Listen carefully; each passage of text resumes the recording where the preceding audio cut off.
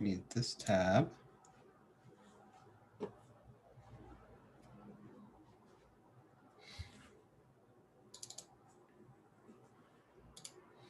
Cool.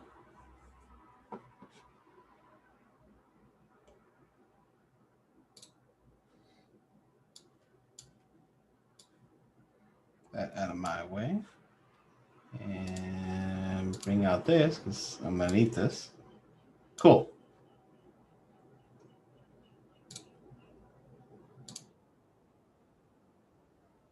All right. Module number 7. We're almost at the halfway point. Crazy. Time is flying. Here is your picture of the week. I actually think this is a good idea. The numbers are not in the same place every time. So if somebody's trying to shoulder surf, they won't be able to get it right. I think more places should have this, or at least something similar to it. As a quick reminder, cybersecurity professionals should be well acquainted and knowledgeable in the OSI and the TCP models. Just because we're focused on cybersecurity doesn't mean we forget the basic foundations of IT. We have to use those basic foundations to secure everything else. So if you are not familiar with the OSI or the TCP model, become familiar with it.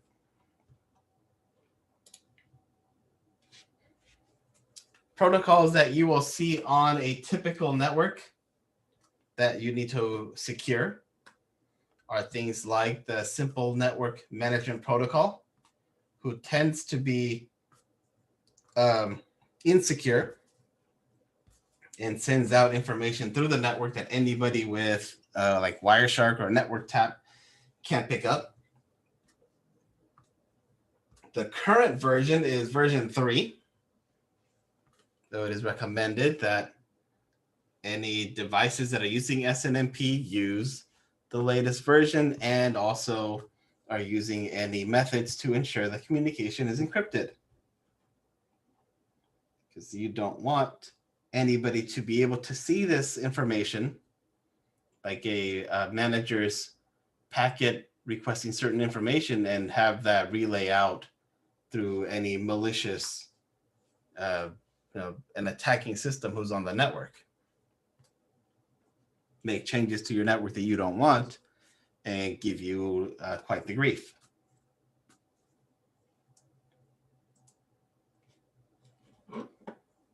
Domain name system, or DNS, is one of the most essential protocols that you need to keep up at all times.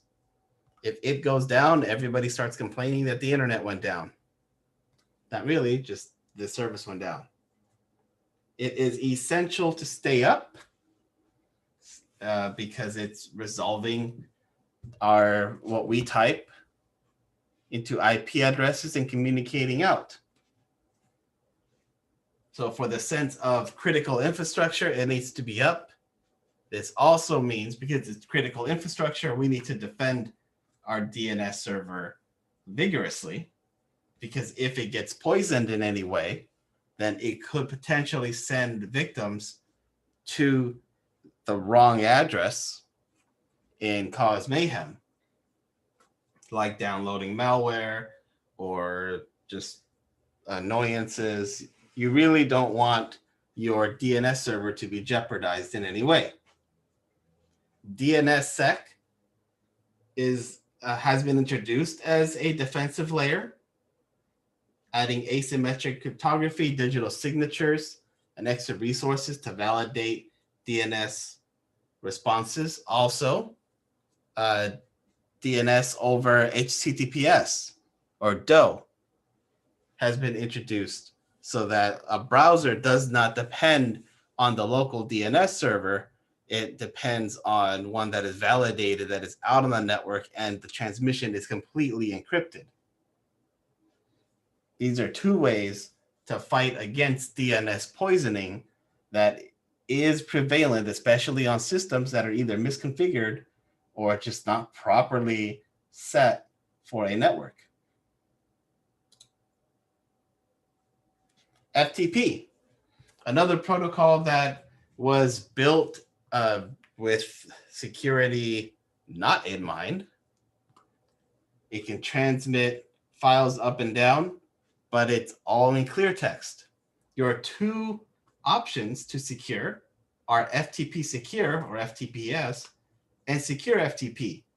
Its abbreviation is SFTP. FTPS utilizes the same ports as unencrypted FTP, sending control commands with SSL or TLS on port 21 and data unencrypted in port 22.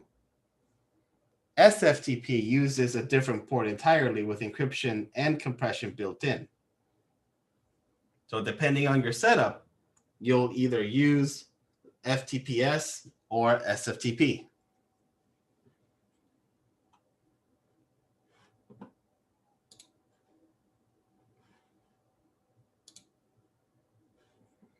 Email is yet another protocol that was built insecurely and had to have other layers on top of it to secure it.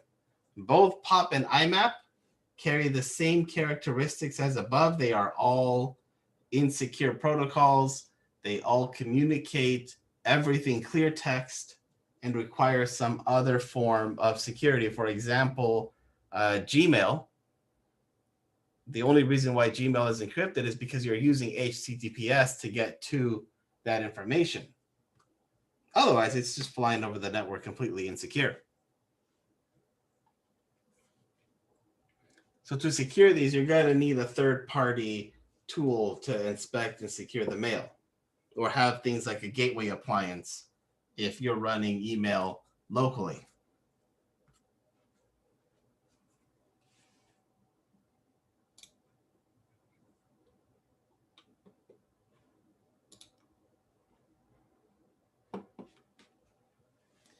Security devices, both hardware and software, exist that you can add on the network to properly defend from attacks. Because there's no point in having a door with a lock in an open space with no walls. This picture is an SSL TLS accelerator. It handles all the SSL and TLS processing. That way it's not done by the CPU.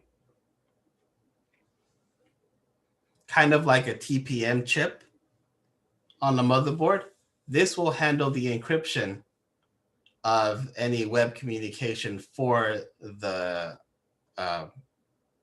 OS. That way it offloads it just like a GPU offloads any graphical processing. This device is one of my favorite network taps or test access points. They allow you to see what is happening on the network without adding extra noise on the network. For example, if you're using Wireshark you connect your laptop to a network and you run Wireshark, you're going to see packets that are coming out from your computer. A device like this does not allow your system to add packets into the network, thereby making you invisible to the network, but you're still able to listen in on everything that's flowing through the wire that you're connected to. In Canvas, this picture is there, and it's a clickable picture. It'll take you to Amazon to the tap that I recommend, and it's this one. I have two of them, and I use them whenever I need to do any network analysis and not appear on the network. You can also do things like having sensors, collectors, and filters, aggregation switches, correlation engines, and DDoS mitigators to help defend your system, your network, from attacks that are happening over there, coming from the outside in. Because most often, the attacker will go for the lowest hanging fruit. If you have, for whatever reason, you have SNMP talking to the outside world, then it makes easy entrance. Or if you have a DNS server that's facing out to the world to forward any DNS request, and it is not secured, an attacker will use that first.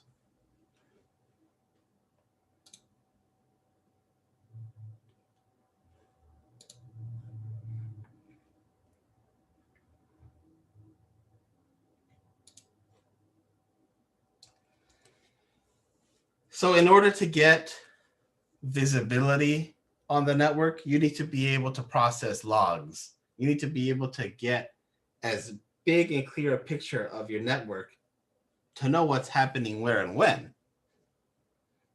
A tool like Splunk is super useful in aggregating all the logs from things like your switches, your routers, your end in one place to search in one place, to make alerts, to manage all from one spot. Because it'll get hard. It gets pretty difficult when you have a lot of machines, a lot of systems, and you need to check the logs everywhere. Much easier to go to one place and do all of that there. Other tools that are at your disposal are things like application whitelisting, to say what applications are able to run on systems or able to communicate on the network, controlling what can be mounted onto systems. So maybe we're working with sensitive information or secret, top secret level information. We probably don't want any USB to connect to it to reduce the threat of somebody copying out data. And having advanced malware management to watch over our infrastructure in case something decides to get through because of a clickjack, or a user got phished or socially engineered to click on something and cause mayhem to us.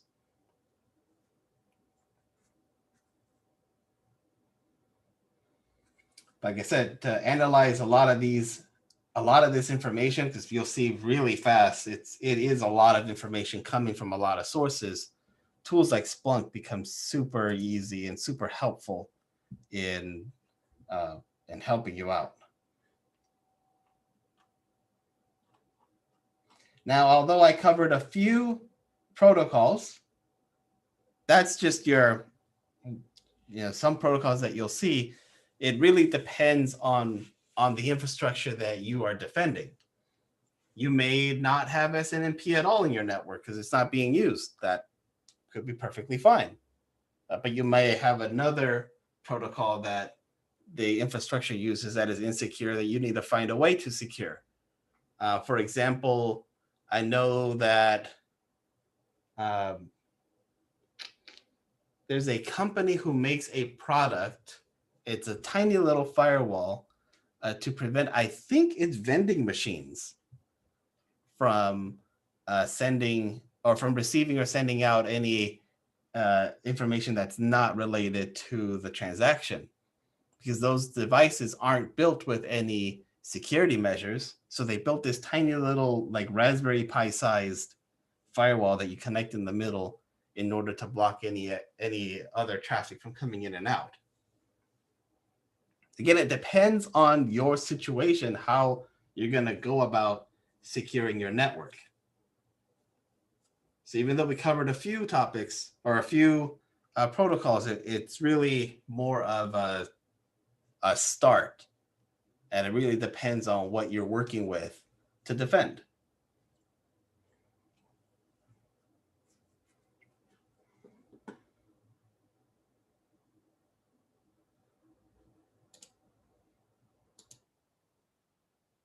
That is loud. While that works, let me bring up the next item. Oh, wrong one.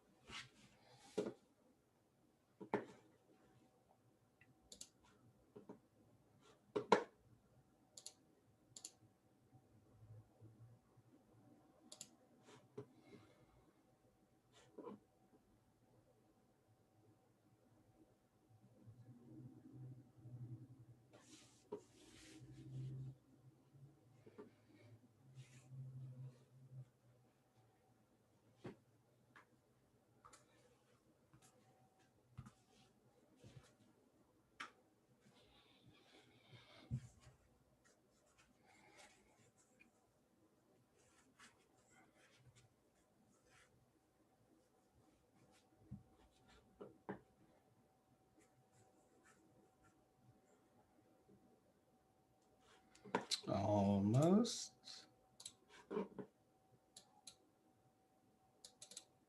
Actually, I'll stick it in here.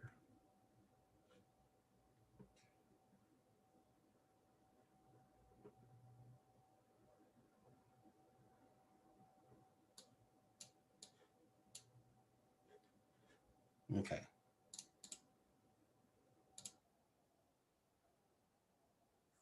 Okay, so the assignment is actually one item, and it's to go through Splunk Fundamentals 1. So this link here will take you to Splunk Fundamentals 1, a free course to complete.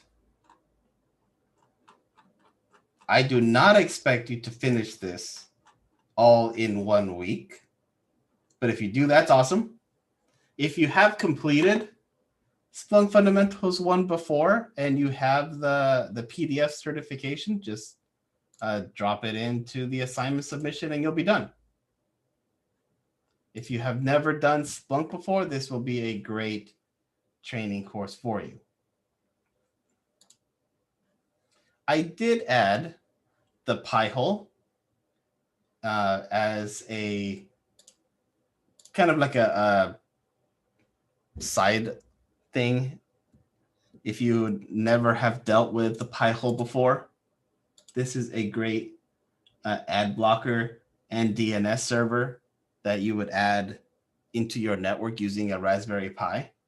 It's very easy to set up and configure.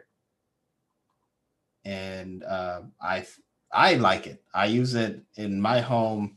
It's blocking a lot of the stuff I don't want to see on my network and doing it pretty easily. So knock yourself out through Splunk Fundamentals 1. Again, if you have already completed this before, because you've attended one of my prior classes or you're in one of my other classes and you've done it before, then just submit the PDF into the assignment with showing that you completed it and you're done. Otherwise, you'll be working through it. Any questions?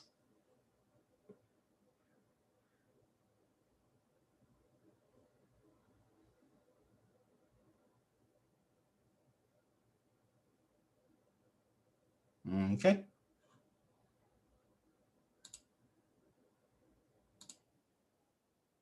And grades are all up to date for Cabrillo students. So if you see a 0, remember that those are just temporary. They're not, they are not permanent zeros. When you submit what you're missing, then I'll regrade and your grade will go up.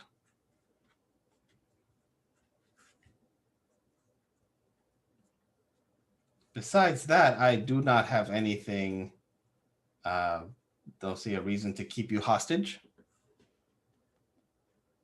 But I'll stick around if you have any questions.